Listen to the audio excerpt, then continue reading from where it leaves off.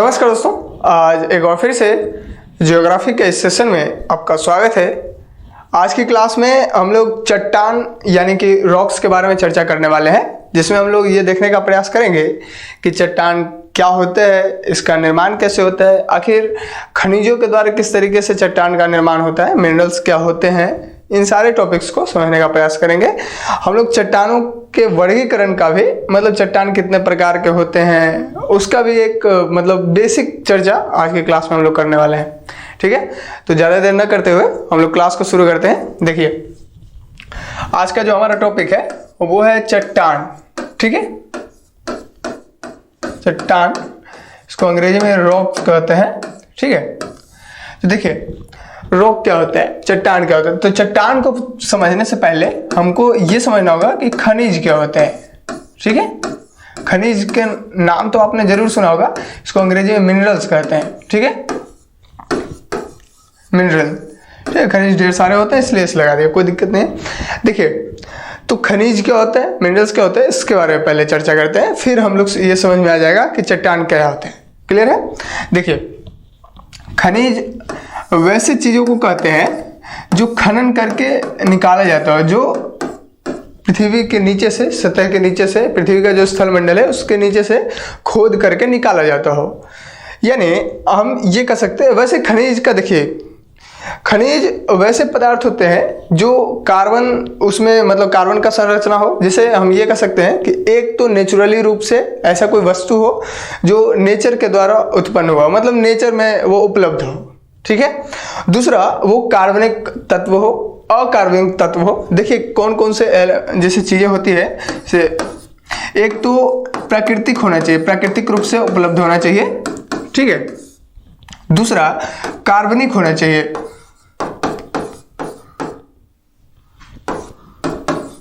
ठीक है, और तीसरा अकार्बनिक तत्व, दोनों होना चाहिए। ठीक है, अकार्बनिक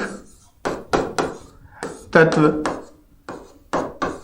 देखिए यहां पर हम ये कह सकते हैं कि कार्बनिक या अकार्बनिक तत्व प्राकृतिक रूप से पाया जाता हो। देखिए, कार्बनिक तत्व वो होते हैं जिस तत्व के, जिस एलिमेंट के अंदर कार्बन का मात्रा होता है उसको कार्बनिक तत्व कहते हैं। जिसमें कार्बन का मात्रा नहीं होता है वो अकार्बनिक होता है। लेकिन कई बार एक्सेप्शन भी उसका होता है जिसमें कार्बन का मात्रा नहीं भी होता है, ठीक है, उसको तो अकार्बनिक कहते ही हैं। और जिसमें कार्बन का मात्रा होता है उसको भी कई बार जो है, कई ऐसे तत्व हैं जिसको अकार्बनिक तत्व कह देते हैं। ठीक है, कार्बन का मात्रा होते हुए भी। तो ये मैटर है, ये कार्बन से रिलेटेड होता है। ठीक है, ऐसा एलिमेंट। तो एक तो, और दूसरा इसका कार्बन का संरचना होना चाहिए, यानी कि परमाणु के बारे में बात कर रहे हैं, परमाणविक संरचना होना चाहिए, परमाणविक संरचना होना चाहिए,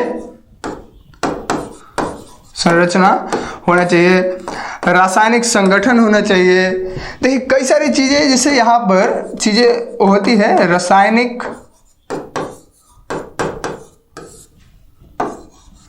संगठन होना चाहिए,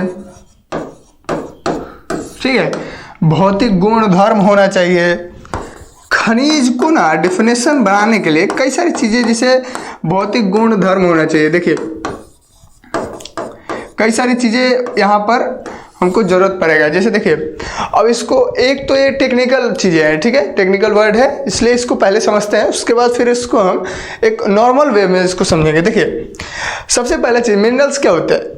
तो मिनरल्स एक ऐसा प्राकृतिक रूप से पाया जाने वाला तत्व होता है, या फिर पदार्थ होता है, या वस्तु होता है, जो भी है, जो कार्बनिक पदार्थ भी हो सकता है, अकार्बनिक तत्व भी हो सकता है। ठीक है, और उसके अंदर परमाणुविक संरचना होनी चाहिए, यानी एटम, यानी परमाणु का स्ट्रक्चर होना चाहिए व्यवस्थित रूप से। परमाणु क्या होता है, किसी भी पार्टिकल को जब लास्ट तक हम तोड़ देते हैं तो वो लास्ट वाला जो बचा हुआ पार्ट होता है उसको परमाणु कहते हैं। ठीक है, वो माइक्रोस्कोप से देख सकते हैं। अब देखिए, और उसके अंदर रासायनिक संगठन होना चाहिए, यानी रासायनिक रूप से वो ऐड होता रहे, जुड़ता रहे। जैसे एक कार्बन का संरचना, ये एक कार्बन का यहाँ पर परमाणु है, दूसरा यहाँ पर, दोनों ऐड हो, रासायनिक संगठन होना चाहिए उसके अंदर। ठीक है, संगठन का मतलब संयोग कह सकते हैं, यहाँ पर जुड़ना, जुड़ने का बात हो रहा है। और तीसरा चीज उसके पास भौतिक गुण धर्म हो, जैसे लोहा का गुण अलग होता है, चांदी का गुण अलग होता है, ग्रेफाइट का गुण अलग होता है, सबका गुण अलग अलग होता है ना, तो वो भौतिक गुण है, ठीक है, वो नेचुरली उसके अंदर का गुण है, उसके अंदर का क्वालिटी है। सोना का क्वालिटी क्या है, लोहा का क्वालिटी क्या है, ये चीजें जो है ना, जैसे देखिए अब आप समझिए, जैसे ऑक्सीजन है तो ऑक्सीजन का क्वालिटी अलग है, ठीक है, सल्फर का क्वालिटी अलग है, हाइड्रोजन का अलग है, एल्युमिनियम का अलग है, सबका क्वालिटी अलग अलग है, तो उसका भौतिक गुण धर्म है वो, ठीक है।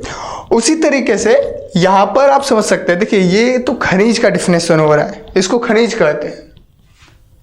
अब इसको बेसिक चीजें में आपको हम समझाते हैं कि पृथ्वी की जो सतह है उसके नीचे हम लोग खोद करके मशीन से खुदाई करते हैं, वहां से जो चीजें निकालते हैं वो जनरली खनिज होता है, खनन करके जो निकाला जाता है, ठीक है। अब इन सबको हटाते हैं, अब बेसिक फॉर्मूला समझते हैं। देखिए पृथ्वी पर जितना भी मतलब नेचुरल रूप में जो भी चीजें हैं नेचुरली प्राकृतिक रूप से पाए जाते हैं पृथ्वी के सतह पर, ठीक है, या उसके सतह के नीचे स्थल मंडल के एरिया में, ठीक है। स्थल मंडल का एरिया कहाँ तक होता है, हमने बताया भी था कि भूपर पट्टी का एरिया और ऊपरी मेंटल के एरिया तक के लेवल को स्थल मंडल कहा जाता है। ये शायद आपको अगर यदि आप नए हैं स्टूडेंट तो आपको शायद समझ में नहीं आया होगा, भूपर पट्टी और स्थल मंडल और मेंटल का जो ऊपरी एरिया हम बता रहे हैं, आप उस वीडियो को जाकर के जरूर देख लेना, ठीक है, हमने पिछला क्लास में जितना भी वीडियो बनाया उसमें जरूर बताया है, ठीक है। तो स्थल मंडल आप समझ ही रहे हैं, तो स्थल मंडल का जो है, देखिए एक बार छोटा सा बताते हैं कि पृथ्वी के आंतरिक भाग को 3 भागों में डिवाइड किया है, भूपर पट्टी, मेंटल और कोर। तो मेंटल का जो ऊपरी मेंटल होता है और पूरा भूपर पट्टी दोनों मिला करके जो एरिया क्रिएट होता है उसको स्थल मंडल कहते हैं। तो स्थल मंडल के अंदर नेचुरली रूप से, प्राकृतिक रूप से क्या होता है, कोई एलिमेंट पाया जाता है, कोई तत्व पाया जा रहा है, ठीक है, कोई भी चीजें पाया जा रहा है, तो वो क्या होता है, वो हमारे लिए खनिज होता है। कैसे, अब देखिए कोई तत्व है तो उसके अंदर कुछ ना कुछ तो या तो कार्बन होगा उसके अंदर या फिर कार्बन नहीं होगा, दो ही चीज हो सकता है ना, या कार्बन हो सकता है उसके अंदर या कार्बन नहीं हो सकता, तो दो चीजें हैं। तो कार्बन नहीं भी हो सकता या हो भी सकता, फिर भी वो खनिज में आएगा। दूसरा, कार्बन हो या ना हो कोई मतलब नहीं, ठीक है, वो तो एलिमेंट है, तो वो एक तत्व है। अब उस तत्व के अंदर कुछ ना कुछ परमाणु का संरचना होगा, परमाणु का संरचना होगा तो कुछ ना कुछ उसके अंदर रिएक्शन होते रहेगा, ठीक है, रिएक्शन होगा, और कुछ ना कुछ रिएक्शन होगा तो जाहिर सी बात है उसका क्वालिटी चेंजिंग होते रहता है।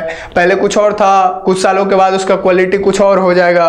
जैसे देखते हैं ना, बच्चा, एक छोटा सा बच्चा है तो अभी उसका एज मान लेते हैं 5 साल का है, तो वो उसके अंदर का क्वालिटी, उसके अंदर का हर चीज जो है ना अलग होगा, और जैसे ही वो 5 साल से ना हो करके फिर वो 25 साल का हो जाए तब देखिएगा उसके अंदर का क्वालिटी बदल जाएगा, उसके अंदर सोचने समझने का क्षमता बदल जाएगा, कार्य करने की क्षमता अलग हो जाएगा, सब चीज बदल जाता है।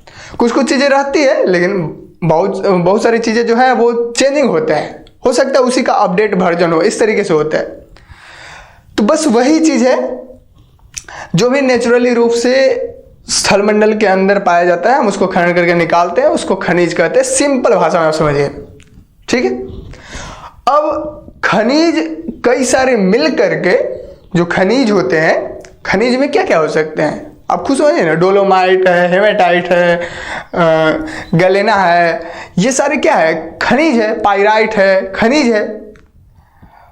ये सारा जो खनिज है, ये खनिज क्या होते हैं, कई सारा जो खनिज है, जैसे अवरक है, ठीक है, फेल्सपार है, तो ये सब जो खनिज है, ये खनिज आपस में जब मिलते हैं, खनिजों को मिला करके जो चीज बनता है, यानी जो छोटे छोटे खनिज हैं उनको जब हम मिला देंगे तो जो नया क्रिएट होता है, नया वस्तु क्रिएट होता है, उसका नाम चट्टान होता है।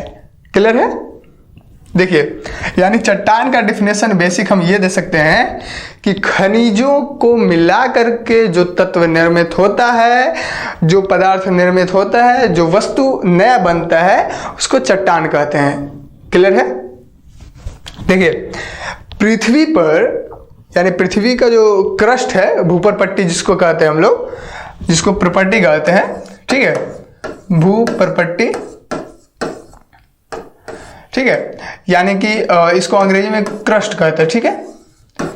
देखिए, ये क्रस्ट क्या होता है ये हमने बताया था। देखिए वैसे तो ये सारा चीज़ हमने बता रखा है, ठीक है, लेकिन थोड़ा सा हिंट आपको देते हैं, यदि आप नए हैं फिर भी आप समझ सकते हैं, थोड़ा सा समझते हैं। देखिए भू मतलब पृथ्वी, परपट्टी मतलब उसके ऊपर का जो परत होता है, बेसिक आप मानिए बस हल्का सा, ठीक है, कि पृथ्वी का जो ऊपरी सतह है, ऊपरी सतह जिसको परपट्टी कह रहे हैं, ठीक है, तो उसके अंदर यानी स्थल मंडल की बात कर रहे हैं, ठीक जनरल, ठीक है, स्थल मंडल के ऊपरी भाग को, स्थल मंडल का ऊपरी भाग की बात कर रहे हैं। तो यानी लिथोस्फीयर जो है ना, स्थलमंडल जिसको कहते हैं, उसके ऊपरी भाग को भूपरपट्टी कह रहे हैं। तो भूपरपट्टी के अंदर लगभग 98% तत्व जो है ना, ये भूपरपट्टी के अंदर 8 ऐसे तत्व हैं जो 90% भूपरपट्टी पर कब्जा किए हुए। मतलब भूपरपट्टी का निर्माण 8 तत्वों के द्वारा हुआ है। ऐसे 90% तत्व, यही 8 तत्व हैं जो 98%, ठीक है, 98% यही 8 तत्व मौजूद हैं भूपरपट्टी के अंदर, और बाकी के 2% में अदर जो बचे हुए हैं तत्व, वो बचे हुए हैं। शेष 2% में बाकी सारे तत्व। जैसे ये 8 तत्व कौन कौन से हैं, तो एक है ऑक्सीजन। देखिए यहां पर आपको बता देते हैं ये 8 तत्व कौन कौन से हैं। एक है ऑक्सीजन, ठीक है, दूसरा है सिलिकॉन, ठीक है, ऑक्सीजन सिलिकॉन, वैसे ऐसे ठीक है ना, सिंबल में लिख रहे हैं, इसका सिंबल है ये, ऑक्सीजन को O का सिंबल है, ठीक है, और SI का मतलब सिलिकॉन होता है, ठीक है, इस तरीके से। तो ऑक्सीजन, सिलिकॉन, एल्युमिनियम, लोहा, ठीक है, फिर उसके बाद कैल्शियम, तो उस हो गया। उसके बाद फिर सोडियम, पोटेशियम, मैग्नीशियम। तो देखिए ये जो 8 तत्व है, कौन कौन, ऑक्सीजन, सिलिकॉन, एल्युमिनियम, लोहा, कैल्शियम, फिर सोडियम, पोटेशियम और मैग्नीशियम, ये 8 तत्व ऐसे हैं जो भूपरपट्टी का 98% भाग हैं। यानी भूपरपट्टी का जब निर्माण हुआ तो ये 8 तत्व, उनमें सबसे ज्यादा यानी 98% भूपरपट्टी का भाग यही 8 तत्व हैं। जैसे सबसे ज्यादा ऑक्सीजन, ये सीक्वेंस में बता रहा हूं मैं, सीक्वेंस में मतलब सबसे ज्यादा ऑक्सीजन है, फिर सिलिकॉन है, फिर एल्युमिनियम, फिर लोहा, फिर कैल्शियम, फिर सोडियम, फिर पोटेशियम, फिर मैग्नीशियम, इस तरीके से ये सीक्वेंस में बता रहा हूं मैं। सबसे ज्यादा ये है और सबसे कम ये है, ये 8 तत्वों में। और बाकी ये 98% है, 98% भाग भूपरपट्टी का यही 8 तत्व है। बाकी के जो 2% बचे हुए, इसमें कई सारे तत्व आते हैं, कई सारे तत्व हैं। जैसे हाइड्रोजन है, ठीक है, हाइड्रोजन है, फास्फोरस है, फिर मैग्नीज है, ठीक है। देखिए मैग्नीशियम और मैग्नीज 2 अलग अलग तत्व हैं, ठीक है, मैग्नीज है, फिर उसके बाद ये फास्फोरस है, हाइड्रोजन है, और भी हो सकते हैं, सल्फर है, फिर कार्बन है, निकेल है। तो ये सारे जो तत्व है ना, और भी बहुत सारे तत्व है, कितना लिखा जाए, हटाइए उस, तो एक्सेट्रा में डाल देते हैं, ATC आदि में। अब देखिए तो ये 2% वाले में है, हाइड्रोजन, फास्फोरस, मैग्नीज, फिर उसके बाद सल्फर, ये कार्बन और निकेल, ये सारे तत्व वैसे बता रहे हैं, और भी इसमें आ जाएंगे जो बचे हुए तत्व हैं, इनको छोड़ करके। तो ये सारे हैं स्थल मंडल के जो प्रॉपर्टी है, भूपरपट्टी, स्थल मंडल में जो भूपरपट्टी का निर्माण होता है उसके अंदर का ये 8 तत्व हैं। अब इन्हीं तत्वों के द्वारा ये जनरली देखिए, इन्हीं सब तत्व क्या होते हैं मिल करके, एक तो यही सब तत्व खनिज बना हुआ है, दूसरा यही सब तत्व आपस में मिलता है तो चट्टान का निर्माण होता है, क्योंकि खनिज आपस में मिलेगा तो चट्टान बनेगा। सुनिए यार बात, पूरे पृथ्वी पर लगभग 2000 प्रकार का, पूरे पृथ्वी पर 2000 प्रकार के खनिज होते हैं, ठीक है। पूरे पृथ्वी पर लगभग 2000 प्रकार के खनिज होते हैं, जिसमें 24 खनिज ऐसे हैं, 24 यानी 24 खनिज ऐसे हैं जो 24 खनिज ऐसे हैं जो ज्यादातर मात्रा में भूपरपट्टी में पाए जाते हैं। क्लियर? देखिए भूपरपट्टी की बात हम क्यों कर रहे हैं, क्योंकि आज तो हमारा क्लास है चट्टान का, तो हम भूपर पट्टी और खनिज का बात क्यों कर रहे हैं? क्योंकि देखिए चट्टान का डिफिनेशन ही खनिज से होकर के जा रहा है, तो खनिज को समझना होगा ना। क्लियर है? और खनिज ज्यादातर मात्रा में कहाँ पाए जाते हैं? भूपर पट्टी के अंदर। ठीक है, भूपर पट्टी में। तो इसलिए हमको भूपर पट्टी के बारे में जानना जरूरी है। क्लियर है? अब देखिए, तो 24 खनिज ऐसे हैं जो भूपर पट्टी में सबसे ज्यादा मात्रा में होते हैं। उनमें भी, इन 24 खनिज में भी 6 खनिज ऐसे हैं, 6 खनिज ऐसे हैं जो सबसे ज्यादा पाए जाते हैं। ठीक है, 24 खनिज में से भी 6 खनिज ऐसे हैं जो सबसे ज्यादा पाए जाते हैं। क्लियर है? पूरे पृथ्वी पर 2000 प्रकार के खनिज हैं, उनमें 24 खनिज जो है भूपर पट्टी के अंदर पाए जाते हैं, भूपर पट्टी के अंदर पाए जाते हैं। क्लियर है? 24 खनिज। और इन 24 खनिजों में भी 6 खनिज ऐसे हैं जो सबसे ज्यादा मात्रा में भूपर पट्टी के अंदर पाए जाते हैं। क्लियर है? वो कौन कौन से हो सकते हैं? तो देखिए, उन 6 का नाम भी आपको हम बताते हैं। जो 6 खनिज हैं, इन 6 खनिजों का नाम भी आपको बताते हैं। देखिए, सबसे पहला आप कह सकते हैं कि क्वार्ट्ज। ठीक है, क्वार्ट्ज एक खनिज हो गया। ठीक है, इसको अंग्रेजी में क्वार्ट्ज ही कहते हैं। ठीक है, और दूसरा अवरक हो गया, फिर पायरोक्सिन हो गया, पायरोक्सिन, फिर उसके बाद ओलिविन हो गया, ओलिविन। ठीक है, ये दिख रहा है ना?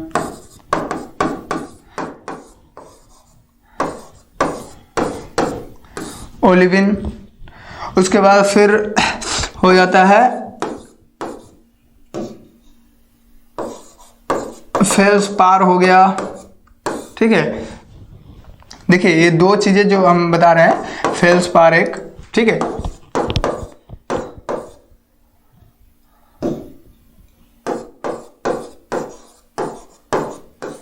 देखिए फेल्सपार हो गया। ठीक है, डी यहाँ पर साइलेंट हो जाता है, कोई दिक्कत नहीं। तो ये दोनों का इसलिए बता रहे हैं क्योंकि ये दोनों जो है ना इंपॉर्टेंट होता है। अभी बताते हैं क्या होता है इंपॉर्टेंट। और एक हो जाता है एम्फीबोल्स हो गया, एम्फीबोल्स। देखिए ये 6 खनिज, ठीक है, 3 2 5 6। देखिए ये 6 खनिज ऐसे हैं जो सबसे ज्यादा मात्रा में भूपर पट्टी के अंदर पाए जाते हैं। क्लियर है? उसमें भी, इन 6 खनिजों के अंदर भी जो क्वार्ट्ज है और फेल्सपार है, ये 2 क्वार्ट्ज और फेल्सपार, ये लगभग सारे खनिजों के अंदर पाए जाते हैं, लगभग सारे चट्टानों के अंदर पाए जाते हैं। ऐसे कह सकते हैं आप, सारे चट्टान के अंदर। जनरली देखिए सारे खनिज के अंदर पाए जा रहे हैं, तो खनिज से मिलकर के ही चट्टान बन रहे हैं, तो चट्टान के अंदर भी कह सकते हैं। और ये खनिज के अंदर भी क्वार्ट्ज और फेल्सपार जो है लगभग सामान्यतः सारे खनिज के अंदर इन दोनों का मात्रा होता है। क्लियर है? अब देखिए, वैसे तो हम ये कह सकते हैं कि पूरा मतलब इन दोनों में भी, जैसे क्वार्ट्ज और फेल्सपार तो सारे खनिज के अंदर पाए जाते हैं। ठीक है, ये जनरली सिलिकेट समूह के होते हैं। ठीक है, देखिए खनिजों का भी खनिज समूह बनाए गए, कुछ इंपॉर्टेंट खनिज समूह बनाए गए हैं। ठीक है, जैसे हम ये कह सकते हैं खनिज समूह। ठीक है, खनिज समूह की यदि हम बात करें, देखिए खनिज समूह क्या होता है? खनिजों को एक जगह पर रख करके, यानी खनिज जब ग्रुप में आते हैं तो उसको खनिज समूह कह रहे हैं। तो इसमें भी जो इंपॉर्टेंट खनिज समूह होता है वो 3-4 होते हैं। जैसे कि एक होता है आपको सिलिकेट। ठीक है, सिलिकेट खनिज समूह। ठीक है, दूसरा होता है कार्बोनेट, कार्बोनेट खनिज समूह। तीसरा होता है सल्फाइड, सल्फाइड खनिज समूह। फिर होता है धात्विक, धात्विक ऑक्साइड, धात्विक ऑक्साइड खनिज समूह। ये 4 खनिज समूह जो है वो इंपॉर्टेंट होते हैं। ठीक है, मिनरल्स का जो ग्रुप है ये 4 इंपॉर्टेंट होता है, इसको समूह में डिवाइड किया गया है। इन खनिज समूहों के अंदर देखिए कौन कौन से खनिज आखिर आते हैं, इसको समझते हैं। देखिए सिलिकेट जो खनिज समूह है, सिलिकेट खनिज समूह का नाम है। इस सिलिकेट खनिज समूह के अंदर 3 खनिज आते हैं। एक होता है फेल्सपार, ठीक है, दूसरा क्वार्ट्ज, और एक और होता है अभ्रक, ठीक है। ये सिलिकेट खनिज समूह के अंदर आते हैं। क्लियर है। कार्बोनेट खनिज समूह के अंदर इधर लिख देते हैं इसको, ठीक है, कोई दिक्कत नहीं है। ये होता है कैल्साइट और डोलोमाइट, कैल्साइट और डोलोमाइट, ये 2 खनिज कार्बोनेट खनिज समूह के अंदर आते हैं। क्लियर है। देखिए खनिजों का एक समूह बनाया गया, उस समूह का नाम रखा गया है। तो एक खनिज समूह का नाम है सिलिकेट, कार्बोनेट, तीसरा का नाम है सल्फाइड, चौथा का नाम है ऑक्साइड। तो ये खनिज समूह है। तो सिलिकेट खनिज समूह के अंदर 3 खनिज है, फेल्सपार, क्वार्ट्ज, अभ्रक, और कार्बोनेट खनिज समूह के अंदर है कैल्साइट, डोलोमाइट। 2 हो गया। उसके बाद सल्फाइड जो है, ठीक है, सल्फाइड खनिज समूह, इसके अंदर भी 2 है। एक होता है पाइराइट और गैलेना, पाइराइट और गैलेना, ठीक है। ये 2 खनिज इसके अंदर के हैं, सल्फाइड खनिज समूह के अंदर। क्लियर है। और फिर है धात्विक ऑक्साइड जो खनिज समूह है, जो ऑक्साइड जो खनिज समूह है, इसके अंदर होते हैं हेमेटाइट,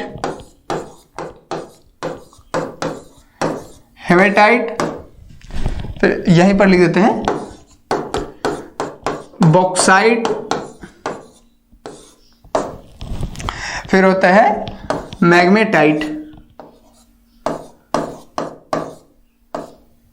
देखिए इसको ना इधर लिख देते, ठीक है, ताकि आपको शायद दिख जाए अच्छा से। यहां पर लिख देते, ठीक है। देखिए हेमेटाइट, बॉक्साइट और मैग्नेटाइट।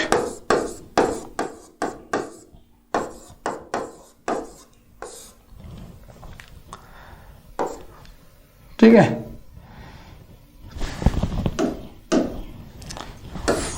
ठीक है। देखिए तो हेमेटाइट, बॉक्साइट और मैग्नेटाइट ये क्या है, धात्विक ऑक्साइड समूह के खनिज हैं। क्लियर है। तो ये 4 इंपॉर्टेंट खनिज समूह थे जो आपको जानना था। ठीक है, क्लियर हो गया बात। अब देखिए ये सारी चीजें तो हम ऐसे बता रहे हैं जो खनिज के मिलने से बना हुआ चट्टान होते हैं। क्लियर है। ये 2-3 खनिज मिल करके आपस में, ये सारे जो खनिज है ये आपस में मिलते हैं और मिल करके हमने बताया था कि फेल्सपार और क्वार्ट्ज 2 ऐसे खनिज हैं जो आपस में मिल करके हमेशा हर खनिज में लगभग पाए जाते हैं। तो ये दोनों खनिज मिल करके एक चट्टान बनाएगा ना। ये दोनों मिल करके खनिज, एक बना खनिज और दूसरा और कोई खनिज उठा करके देखते हैं, जैसे मान लेते हैं कैल्साइट देख लिया, और ये दोनों मिला करके एक चट्टान का निर्माण कर रहे हैं। देखिए खनिज जनरली जो भी चीज़ें हैं, जैसे छोटे छोटे हो रहे हैं या फिर बड़ा बड़ा, जैसे जो भी चीज़ें वो जब आपस में मिलते हैं, ठीक है, तो उनमें परत जैसा कोई माहौल हल्का फुल्का होता है, लेकिन वो जब आपस में चिपक जाते हैं तो एक बड़े से चट्टान के जैसा बनते हैं। ठीक है, रॉक बन जाते हैं, पत्थर बन जाते हैं। तो उस तरीके की बात हो रहा है। क्लियर है। अब देखिए ये सारे खनिज, 2 खनिज मिल करके, देखिए चट्टान को हम क्या कर सकते हैं, चट्टान वैसे होते हैं या तो वो 2 या 2 से अधिक खनिज आपस में मिल करके चट्टान का निर्माण करे। पहला डिफिनेशन, 2 या 2 से अधिक खनिज मिल करके चट्टान का निर्माण करे, पहला डिफिनेशन। दूसरा डिफिनेशन, कई चट्टान ऐसे होते हैं जिसमें एक ही खनिज के द्वारा जो है, एक ही खनिज जो है आपस में ही रिएक्शन करके, उसके परमाणु जो होते हैं, एटम, वो आपस में ही रिएक्शन करके चट्टान का निर्माण कर देते हैं। क्लियर है। तो देखिए वैसे एक तत्व से भी खनिज का निर्माण हो रहा है और कई सारे तत्व आपस में मिलकर के भी खनिज का निर्माण करते हैं। क्लियर है। अब देखिए अब जो चीजें हम बता रहे हैं कि ये तो 2 से अधिक था ना, ये बहुत सारे थे खनिज जो अभी हमने बताया, ये सब आपस में मिलते हैं और खनिज का निर्माण कर रहे हैं। वो भी खनिज आपस में मिल करके चट्टान का निर्माण करेंगे, ऐसा है।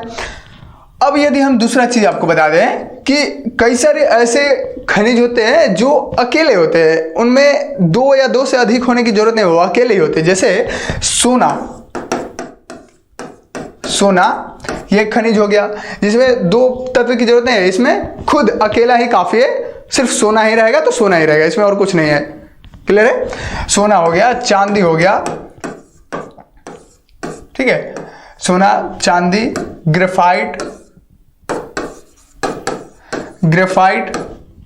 और भी है जैसे कि तांबा कह सकते हैं, तांबा।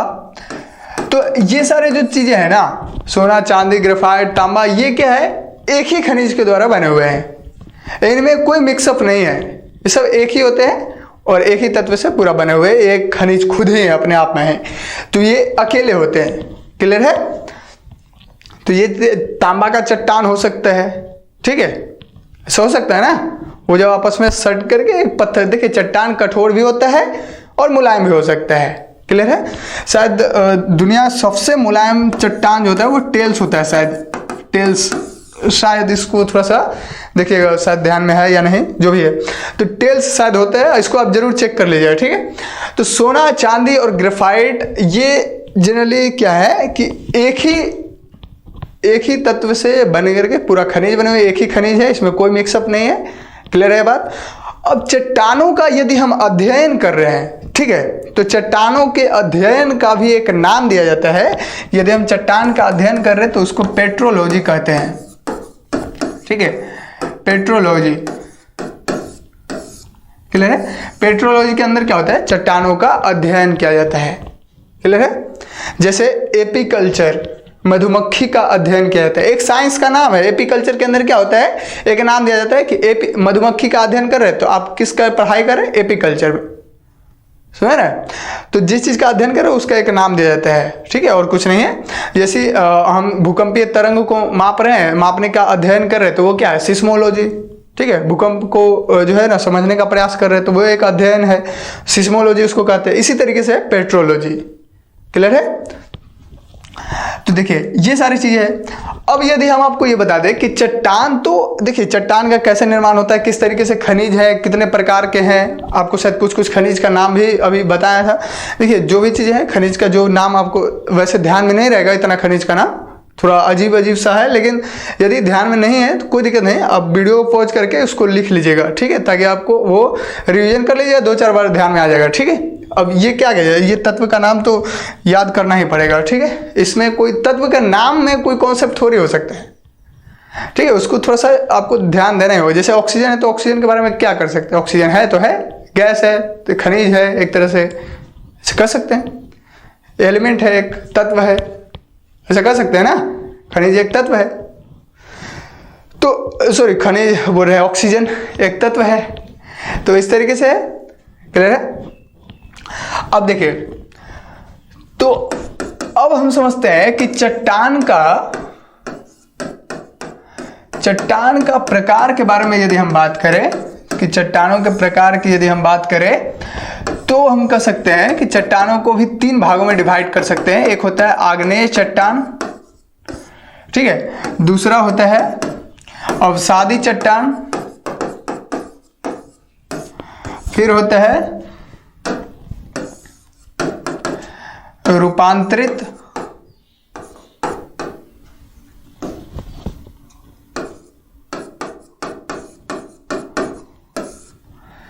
या कायांतरित भी इसको कह सकते हैं, काया पलट हो गया, कायांतरित चट्टान, ठीक है।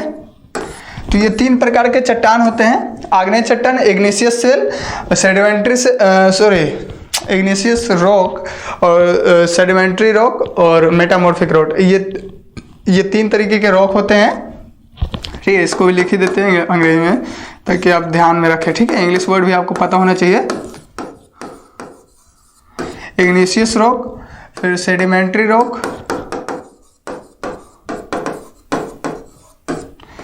फिर उसके बाद मेटामॉर्फिक। देखिए ये 3 तरीके के चट्टान होते हैं। इन चट्टानों को भी यदि हम समझें तो देखिए आग्नेय चट्टान को भी हम लोग 2 भागों में डिवाइड करके समझते हैं। एक देखिए इसको थोड़ा सा बाहर लिखते हैं, ठीक है, आग्नेय चट्टान को,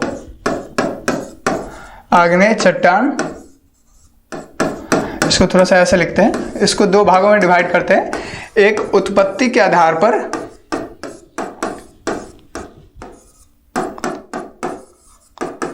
ठीक है, आधार पर देखिए, जिसे बेसिस ऑफ ओरिजिन के आधार पर। उसके बाद फिर हम देखते हैं, एक देखते हैं रासायनिक संरचना के आधार पर।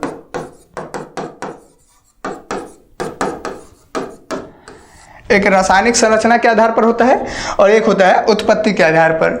क्लियर है? उत्पत्ति के आधार पर के अंदर भी हम बात कर सकते हैं। एक होता है आंतरिक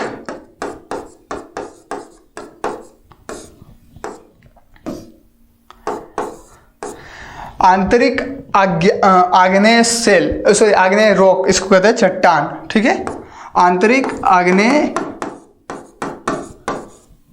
चट्टान। और दूसरा कर सकते हैं, ये दूसरा क्या हो सकता है, बाह्य। ठीक है, बाह्य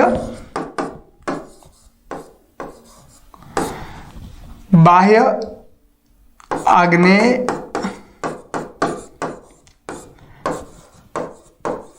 चट्टान। तो एक होता है आंतरिक आग्नेय चट्टान और दूसरा होता है बाह्य आग्नेय चट्टान। क्लियर है? अब देखिए, और रासायनिक संरचना के आधार पर एक होता ही है। ठीक है, इसके अंदर भी दो भागों में हम लोग समझेंगे। ठीक है, एक होता है अम्लीय चट्टान और एक क्षारीय चट्टान। अम्ल के आधार पर, एक क्षार के आधार पर। क्लियर है? और ये आंतरिक आग्नेय चट्टान के अंदर भी दो तरीके की चीज होती है, एक पातालीय आग्नेय चट्टान और एक होता है मध्यवर्तीय आग्नेय चट्टान।